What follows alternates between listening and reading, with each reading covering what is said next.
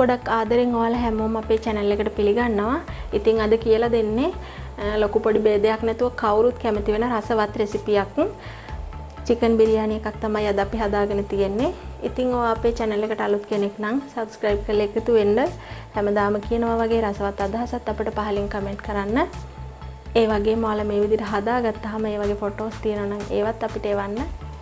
එහෙනම් අපි වීඩියෝ එකට ගිහින් බලමු කොහොමද මේක හදාගන්නේ කියලා. මේ chicken biryani එක හදාගන්න මෙතෙන්දී අරන් තියෙනවා හාල් ග්‍රෑම් 750ක්. හොඳට හොදලා තෙත ඔක්කොම ටික බේරුණාට පස්සේ තමයි මෙතනට අරන් ඇවිල්ලා තියෙන්නේ. ඊට පස්සේ කොත්තමල්ලි කොළ, ඒ වගේම මිංචි කොළ මේවා දෙමිටක් අරන් තියෙනවා එක වර්ගයකින්. කොත්තමල්ලි කොළ මිටවල් දෙකක්, මිංචි කොළ මිටවල් දෙකක් අරන් තියෙනවා. ඊට පස්සේ මේ බේ කොළ දෙකක් අරන් තියෙනවා. අත්‍යවශ්‍ය නැහැ තියෙනවා නම් විතරක් ඒවා එකතු කරන්න. ඊට පස්සේ සූදුරු තේ හැඳි භාගයක් අරන් තියෙනවා. ගම්මිරිස් කොටන්නේ නැතුව ඇට පිටින්ම ඇට 25ක් 30ක් විතර වගේ අරන් තියෙනවා. ඊට පස්සේ අරන් තියෙනවා ස්ටානිෂ් එකක්. මේක අත්‍යවශ්‍යම නැහැ. බේකොළ ස්ටානිෂ් අත්‍යවශ්‍ය නැහැ. තියෙනවා නම් එකතු කරගන්න පුළුවන්. ලොකු රසයක් වගේම රසයට වඩා ගොඩක් සුවඳවත් බවක් එනවා මේකෙන්. ඊට පස්සේ මාගරින් අරන් තියෙනවා තේ හැඳි 3ක් විතර. ඔයාලට මාගරින් නැත්නම් පොල් තෙල් පාවිච්චි කරන්න පුළුවනි. ඊට පස්සේ රස අණුව ලුණු. ඊට පස්සේ බිත්තර පහක් තම්බලා මේ විදියට පාට එනකම් බැදගෙන තියෙනවා. ඒ වගේම ලොකු ලුණු ගෙඩියකුත් කෑලි වලට කපලා පොඩි කෑලි වලට කපලා ওই විදියට රන්වන් පාට වෙන්න බැදගෙන තියෙනවා. මුද්ද රස් පලන් ටිකකුත් බැදගෙන අරන් තියෙනවා. ඊට පස්සේ කජුත් ওই විදියට බැදගෙන අරන් තියෙනවා. කරපිංච කොළ ටිකකුත් බැදලා අරන් තියෙනවා. ඒ ටික අපිට ඕන වෙන්නේ මේ බත් එක ලස්සන කරගන්න. ඊට පස්සේ chicken එක සීසන් කරගන්න තමයි අපිට දැන් තියෙන්නේ. මෙතනදී මම අරන් තියෙනවා chicken gram 500ක්. ඊට පස්සේ මොඳවපු කිරි තියෙනවා. මොඳවපු කිරි මේස හැඳි 3ක් අරන් තියෙනවා. ඔයාලා මොඳවපු කිරි එහෙම නැත්නම් යෝගට් පාවිච්චි කරන්න පුළුවනි. ඊට පස්සේ දෙහි ඇඹුල් ඕන. මෙතන තියෙන්නේ ඉඟුරු සුදු ලුණු හොඳට තලලා අරන් තියෙන්නේ. ඊට පස්සේ රස අණුව ලුණු ඕන. පොල් තෙල් මේස හැඳි 2ක් අරන් තියෙනවා. මේ තියෙන බිරියානි එකට ගන්න 3-5 එක. ඒක හදාගන්න හැටි වීඩියෝ එකකින් ඔයාලට කියලා දෙන්නම්. ඕනනම් කඩෙන් ගන්නත් පුළුවනි. ඊට පස්සේ කහ කුඩු චුට්ටක් ඕන. ඊට පස්සේ දැන් අපි මේ ටික අනා ගන්න ඕනේ හොඳට. මම ඉස්සෙල්ලාම ලුණු එකතු කරනවා. ලුණු තේ හැඳි 2ක් එකතු කරනවා. ඊට පස්සේ කහ කුඩු තේ හැඳි භාගයයි. අපේ මේ බිරියානි 3-5 එක. ඊට අමතරව පොල් තෙල් ටික,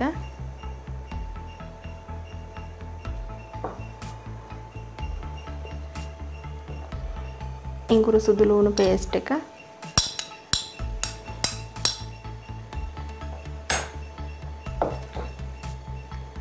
දෙහි ඇඹුල් ටිකකුත් එකතු කරගන්න ඕනේ.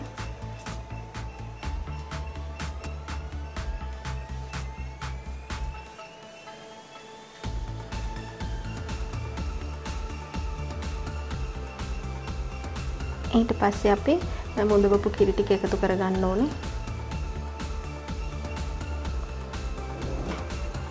දැන් මේ ටික හොඳට කලවම් කරගමු.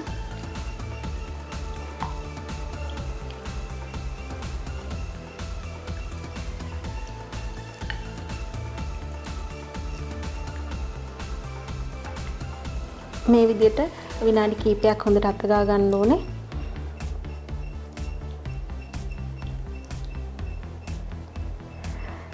දැන් අපි විනාඩි 45ක් විතර මේක ෆ්‍රිජ් එකේ යට කොටසේ තියාගමු. මේ තියෙන්නේ අපි සීසන් වෙන්න තියාගත්ත chicken ටික විනාඩි 45කට පස්සේ තමයි අරන් තියෙන්නේ.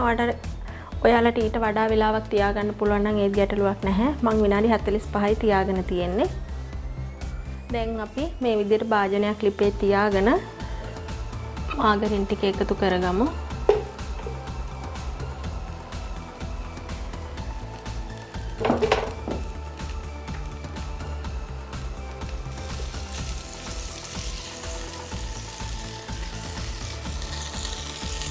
මාගරින් ටික රත් වුණාට පස්සේ හොඳට දිය වුණාට පස්සේ අපි සූදුරු ටික එකතු කරගමු.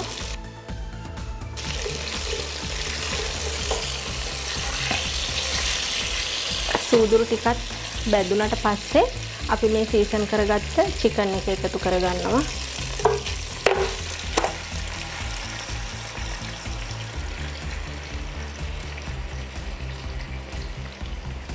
මේ විදිහට කලවම් කරගත්තට පස්සේ අපි වතුර ටිකකුත් එකතු කරමු.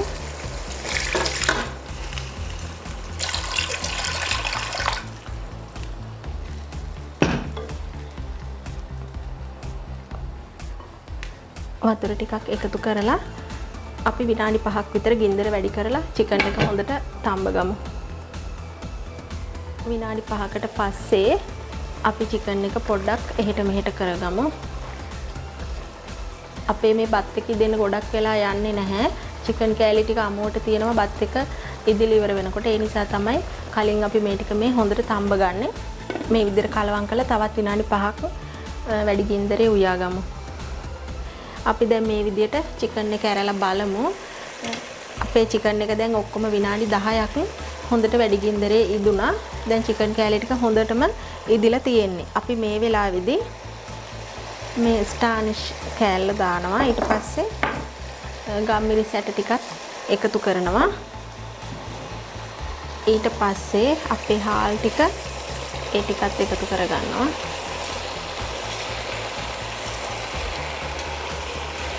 ඔයාලට කලින් බත් ටික උයාගෙන ඒ කියන්නේ හොඳටම බෙරි වෙන්නේ නැතුව බාගෙට උයාගෙන මේ වෙලාවේදී එකතු කරගන්නත් පුළුවනි. ඒත් මම බත් එක මුලින් ඉඳන්ම උයන්නේ මේ විදියට අද.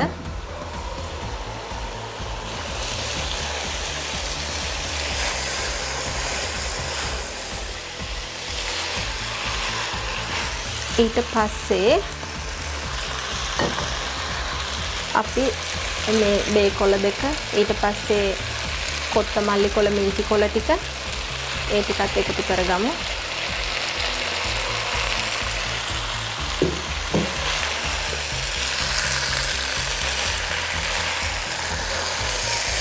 මේ විදිහට හොඳට කලවම් කරගන්න ඕනේ.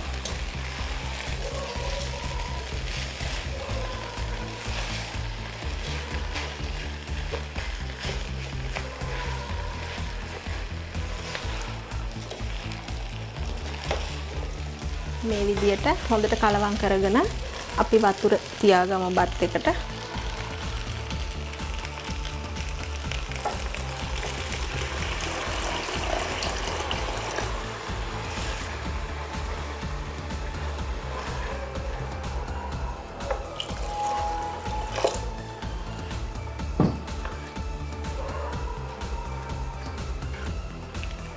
බත් එක අපි හොඳට එක මට්ටමකට හදාගෙන තමයි වතුර බලන්න ඕනේ.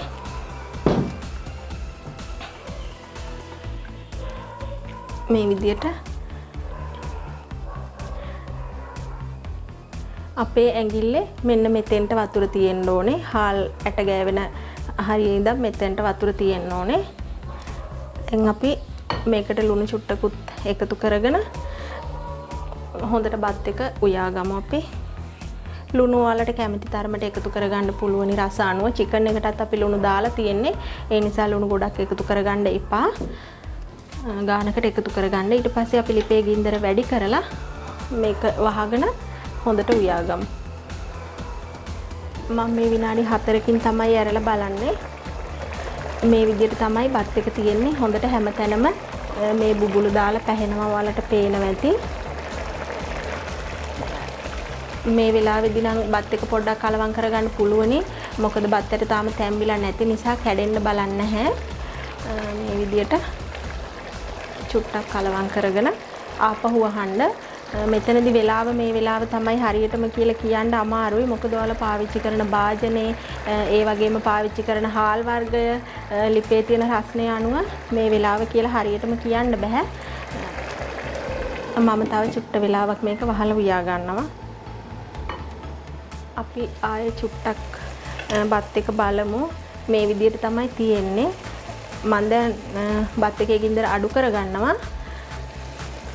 මේ විදිහට ඒත් තාම වතුර ගතිය තියෙනවා.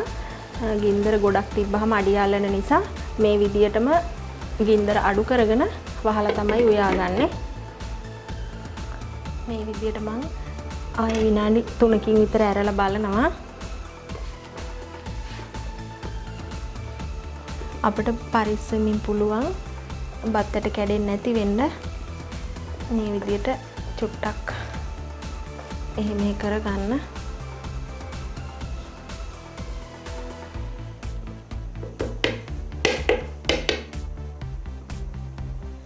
බත්තට ඉදිලද තියෙන්නේ කියලා බලන්නත් පුළුවනි.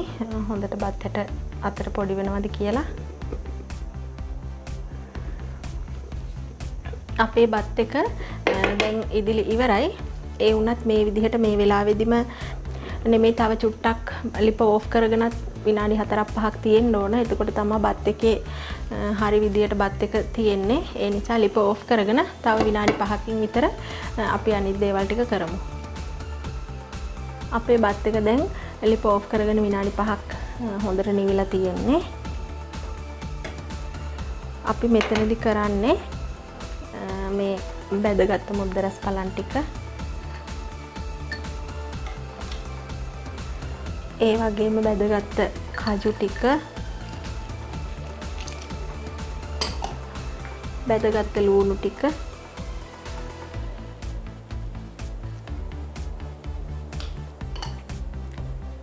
බැදගත්ත කරපිංච ටික ওই විදිහට එකතු කරගන්නවා. ඊට පස්සේ හොඳින් මේක මිශ්‍ර කරගන්න ඕනේ. බත්තට කැඩෙන්නෙත් නැතුව හිමින් පරිස්සමින් මේක කලවම් කරගන්න.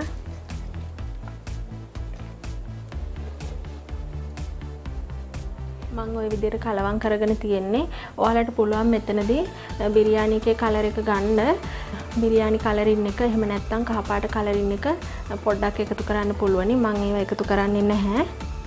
කැමති කෙනෙක්ට එකතු කරන්න පුළුවන්. ඊට පස්සේ අපි බැදගත්ත බිත්තර ටික ඒ ටිකත් මේ විදිහට එකතු කරගන්නවා.